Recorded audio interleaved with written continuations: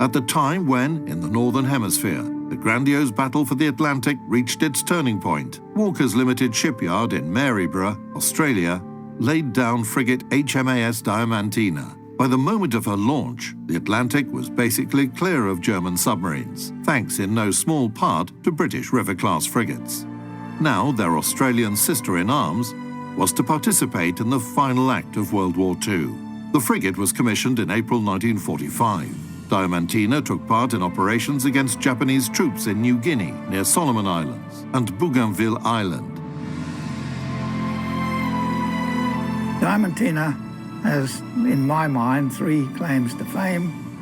First of all, she is the last Australian warship to fire a shot at the Japanese in the Second World War. The second claim to fame was that the Japanese garrison at the islands of Nauru and Ocean Island in the Pacific actually surrendered on the quarterdeck of this ship. And the third claim is that she's the last in the world of this class of ship. And what kind of artillery would she have had on in those days? We had a main armament, two 4-inch guns, one just where we are now standing, and one up forward. And with those guns we carried out our several bombardments of the Japanese. The gunners had not fired many shots in anger when the Japanese began to surrender en masse. At places like Ocean Island, she became an agent of peace, and Murray Rose remembers every detail. The actual surrender ceremonies themselves probably didn't take more than about 15 minutes, but the whole episode was of great interest to us. We set up a table just down here, put a green tablecloth over the lot. There was a bit of wind, so we held it down with weights and set up chairs on each side of it. Brigadier J.R. Stevenson was the officer appointed to take the surrender on behalf of General MacArthur. I sat on his right-hand side as the official representative of the Australian Navy, and opposite us sat the Japanese. The terms of surrender were read out by Brigadier Stevenson in English, interpreted by an Air Force officer who understood Japanese. The senior Japanese officer then signed the instrument. It was handed over the table to Brigadier Stevenson, and he then countersigned it. In South Brisbane, the last surviving Queensland crew member of the HMAS Diamantina marked the milestone by touring the ship. It feels excellent to be back today again. However, we have another special honour for the HMAS Diamantina. We are delighted and very proud that our Tina has been recognised by the Engineers of Australia as part of the Engineering Heritage Recognition Programme. To tell us more about this programme and the ship's significance, please welcome the Queensland President, Engineers Australia, Mr. Colin Mitchell. Thank you very much for the kind invitation to attend today's event and be part of the VP75 commemorations. With our honour today, we also recognise the HMAS Diamantina with the Engineering Heritage National Mark through the Engineers Australia Engineering Heritage Recognition Program. Engineers Australia is the profession's peak body with approximately 100,000 individual members. We are the voice of the profession and exist to advance the science and practice of engineering for the benefit of the community. Engineers Australia has operated under a Royal Charter since 1938. Our Royal Charter was issued by King George VI and has most recently been amended by approval of the Governor-General in 2015. We've already heard a lot about the Diamantina today, but the key aspects why Diamantina is being awarded the National Award is because she's one of the world's last remaining river-class frigates. She is Australia's largest World War II Navy veteran. She took part in 3 surrender ceremonies, hosting 2 right here where we sit today. And although built in Maryborough, she was based at Garden Island, Sydney, and finally Fremantle, therefore satisfying the national criteria. In conclusion, I congratulate the Queensland Maritime Museum on receiving this award. Engineers Australia is certain that the Diamantina will continue to educate and inspire her visitors and honour Australia's engineering and military heritage. Thank you.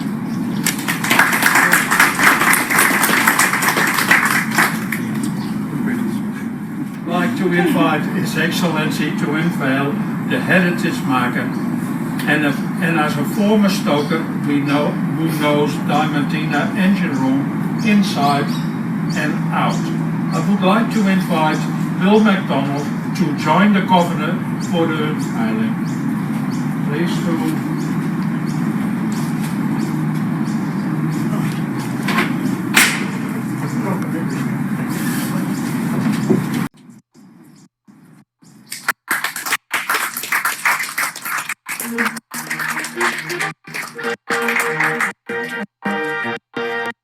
Thank you, Excellency.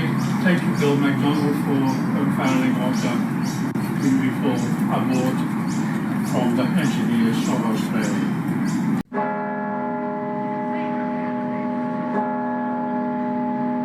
Bells ringing out for 2 minutes at Brisbane City Hall, where 75 years ago a giant V hung over the city as relief washed over the state. More gripped globally by alarm and uncertainty, and our struggles do not compare with what our veterans endured. Wreaths laid by civic and state leaders on behalf of Queenslanders, on behalf of Australians who were able to witness flyovers in each of the capital cities.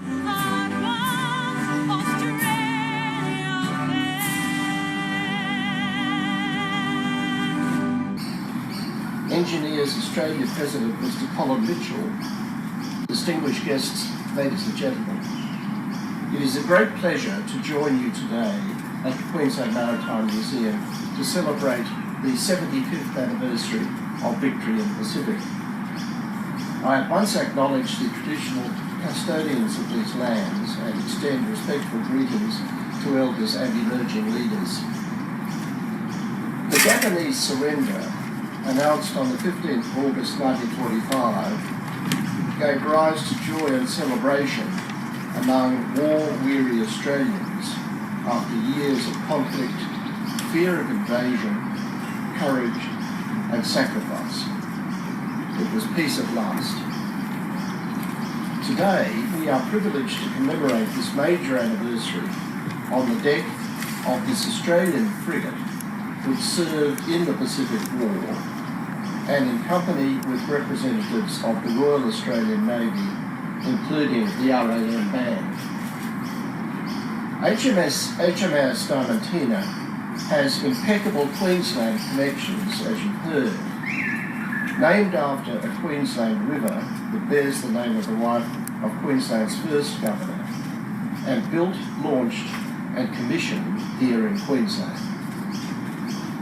The ship entered active service just 4 months before the end of the war, but saw substantial service in that short time, including in Papua New Guinea and the Solomon Islands. And on this very deck, as we've been told, the official surrenders of Japanese forces on Ocean Island and Kiribati and on Nauru were received. Here today, we are as close as we can be to the stories and the spirit of those who served on the Diamantina. One such story belongs to William Bill McDonald, who served as a stoker on this ship in 1945.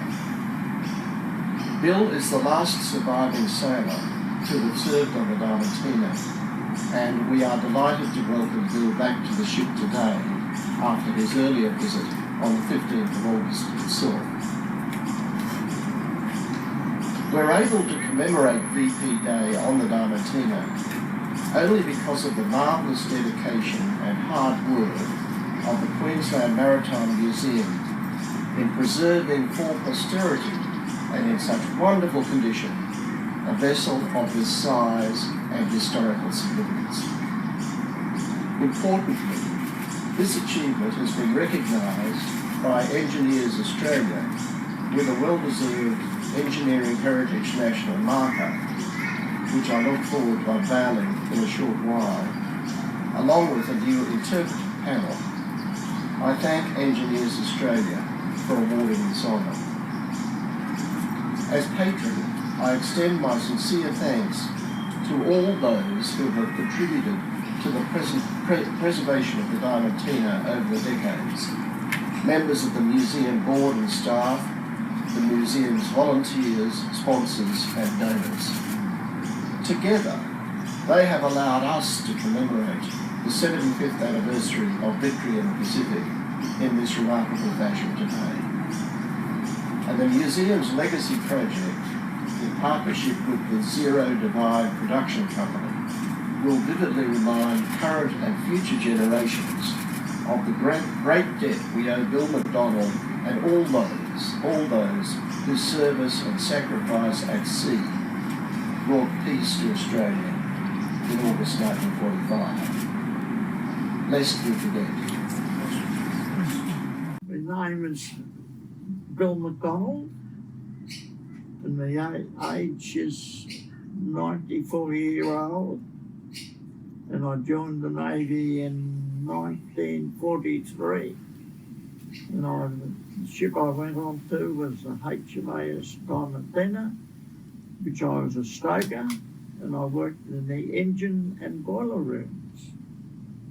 HMAS Diamantina, we were a submarine chaser, and we used to pig them and find out what depth they were down, 50 or 70 fathoms down, and we'd have to set our depth charges for that distance to get them. So we'd chase them wherever they're going and drop these charges at the depth. Sometimes you miss them, but we hit a couple. The oil comes up first, you know, and then clothes and stuff all comes through the chutes, you know. That's how you know you got the submarine there. Yeah, I was there for the whole show on the upper deck when I signed the surrenders, which was interesting. We were all placed around the guns, overlooking the main table where Commander Darky Rose, he was in he put his white uniform on for the surrender, which was good, you know. Yeah. First of all, I'd set all the sailors up on the upper deck. The main table was in front, so everyone had the view of it. And then they'd bring the Japanese in, sit them down on one side of the table and the others on the other side. And they'd give speeches, you know, and then they started signing documents, and it wasn't that long when we were there, you know. A big party on the first night, plenty of beer, plenty of rum, plenty on the upper deck. Some of the sailors got dressed up in grass skirts and things like that. I think I was climbing out of the engine room. Our skipper, Commander Rose, was just got the message through the surrender of the war. And I sat on, I got to the top and sat there and listened to the whole speech. That was the 15th of August, 1945. It was a big thing, the war finishing. I was really excited because you had a chance of getting home. Sort of put it out of my brain. I wouldn't think about that, you know. Just think on what you're doing each day. Instead of thinking about, you know, going down the deep sea. The end of the Second World War brought with us a change to force and new peace in the second half of the 20th century and beyond. The pain of war remains, but stronger bonds are made in friendship and cooperation. We are very honored today to welcome our next speaker, Mr. Tanaka Kazunari, Consul General of Japan in Brisbane. Please welcome.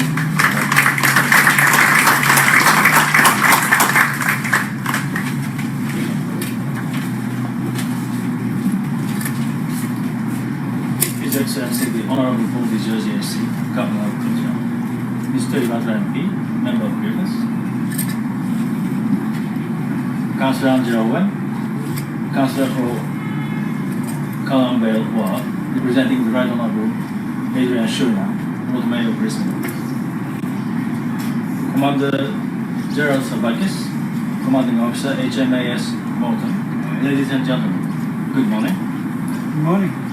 First of all, I would like to take this opportunity to express my deep gratitude to the Queensland Maritime Museum for inviting me, representing the government of Japan here today.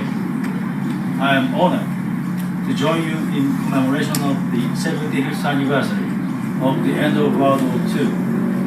Today, we acknowledge the loss and sacrifices of the war and honor those who sacrificed themselves. Victory in the Pacific Day, VP Day, when Japan surrendered to Allied forces, must not be forgotten. Although the HMAS Diamantina served as a site of surrender of several Japanese forces in the Pacific Front, right here on the quarterdeck 75 years ago. Today, we stand here as best of friends. Since the re-establishment of our bilateral relations after the signing of the San Francisco Peace Treaty in 1952, the Commerce Agreement in 1957, and more importantly, the Basic Treaty of Friendship and Cooperation in 1976. The devoted efforts of many have helped achieve economic partnership between our two nations and developed our relationship into one of peace and prosperity, the so-called Special Strategic Partnership, and thus the pillar of stability in the Indo-Pacific region. The development was strongly cemented in 2018 when then Prime Minister of Japan Abe Shinzo and Prime Minister Scott Morrison visited Laos to pray for those victimized during the air raids by the Japanese military during the war. Two Prime Ministers laid a wreath at the Darwin Center War Memorial, and Mr. Abe extended his condolences in honor of all the fallen soldiers. I remember Prime Minister Morrison's moving address on this year's BP Day ceremony at the War Memorial Camp to reflect that historical occasion. Visit to Japan this month by Foreign Minister Maurice Payne on the Quadrilateral Security Dialogue, the Quad, among Australia, India, Japan, and the United States, as well as by Defense Minister Linda Reynolds, further reinforce the importance of our nations based on regional cooperation. Through a nearly 190-year-long relationship between Japan and Australia, Queensland has played an important role with its robust economic vision and so many Japanese language learners, plus those many kids and youngsters who love anime and sushi. And the home of Japan's first consular mission in this country was established in Townsville back in 1896, a year prior to the establishment of one in Sydney. It marks its 125th year anniversary next year.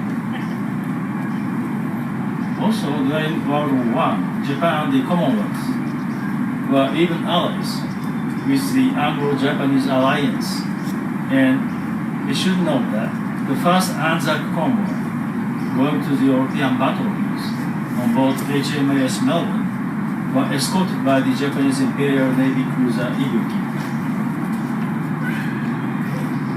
While looking back on how far we have come, we must remember and honor those lives lost, and to acknowledge those who suffered the horrors of war. It has now been 75 years since the war ended. It is our responsibility to pass on the lessons of history and to ensure a brighter future of emerging generations. Japan is determined to uphold peace in the region through our strong partnership built on reconciliation. I stand with you today to express my heartfelt gratitude both for our inclusion in this commemorative service and for the close friendship we now have with Australia. Thank you.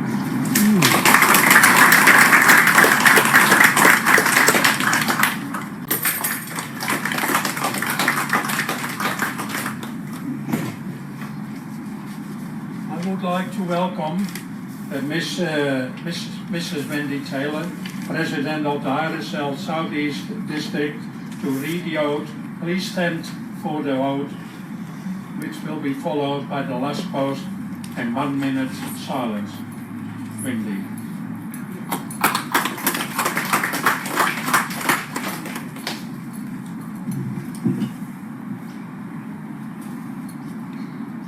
They shall grow not old, as we that are left grow old. Age shall not weary them, nor the years condemn. At the going down of the sun, and in the morning, we will remember them. Lest we forget. Lest we forget.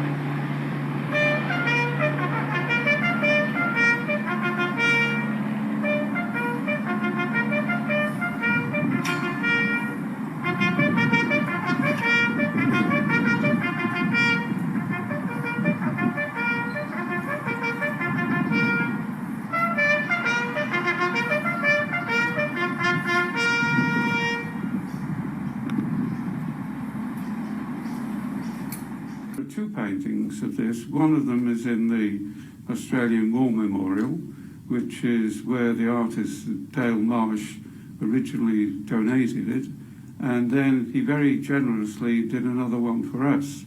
This painting shows Seaman Sheen strapped to his gun on the deck of the HMAS Armidale, which was attacked by a Japanese aircraft, and he did the extraordinary thing of strapping himself to his gun so he could continue firing even though he was mortally wounded, and he knew obviously that he had no chance of escape.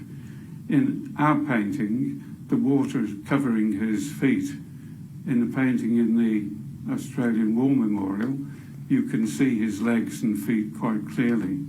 There are other small differences as well, but this, I think, epitomises bravery of seamen who go to sea and have to face the horrors of war.